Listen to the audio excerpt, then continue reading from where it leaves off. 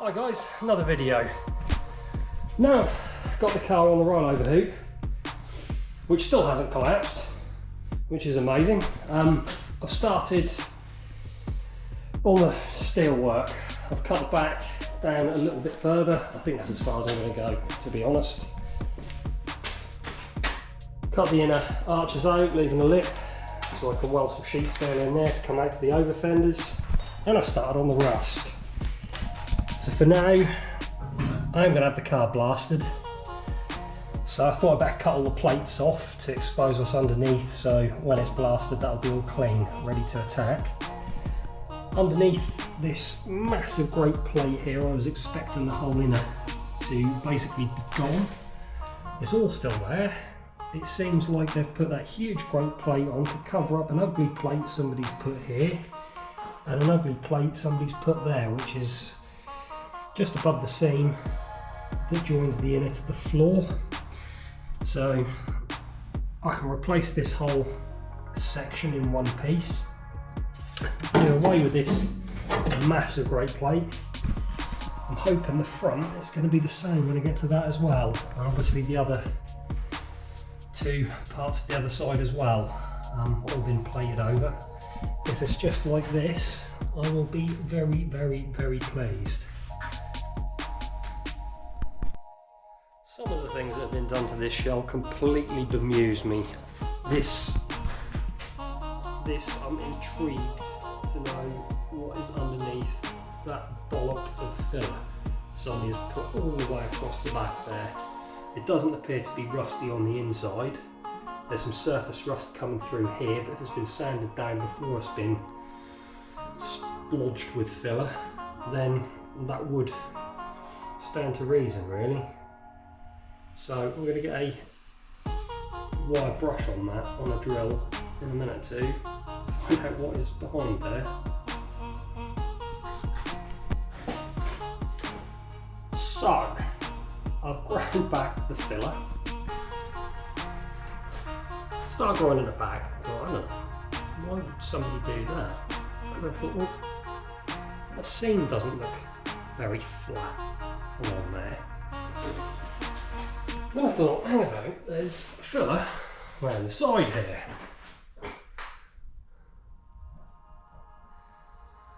So I thought about having a look at the front. And it's the same over this side, the front and the back. When I did a car search online to see if I could find out any more information about the car, whether it had an accident, damage or anything, it did say it was a sunroof model. As you can see, there's no sunroof there. So I'm assuming at some point somebody's thought, I don't like my sunroof. Let's nail a roof on that doesn't have a sunroof in it. And use some rivets too. So yeah, I think the next thing I need to do is buy a windscreen and check it still fits the hole properly. I mean, so far I'm quite pleased with the shell, and there had to be a nasty surprise somewhere along the line. Once the cage is in, all gusseted up to the roof, and I've sort of improved the job that's been done in all four corners slightly. Removed them rivets, welded the holes up, and if the windscreen fits as it should, which shouldn't be too bad because there's tolerance at the bottom. Doesn't really matter. It's just, yeah, fun, fun, fun. So yeah, it is just literally the windscreen. On an S13, obviously the doors are frameless, so you know the door fits the door aperture. That's not a problem. You know, it hasn't been modified until you get further up. So the only concern really is the windscreen, and if it's 3mm out, 5mm out, get away with that anyway, because there's obviously a gap all the way around the windscreen where it's fitted for the trim to go. The bottom comes down quite a long way, so that could be moved up or moved down depending on how this has been fitted. It seems as if it's been joined at the beginning of the curve, so you'd like to think that it will be okay, but that is the only real concern. But like I said, strength wise, once I've got the cage in there, I can gusset into the roof from the main hoop. Yeah, it must just be the actual roof skin, because it hasn't been welded in here.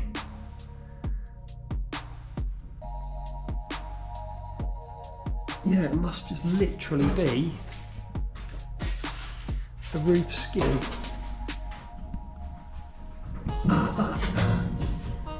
That has been riveted on, and that has been riveted on.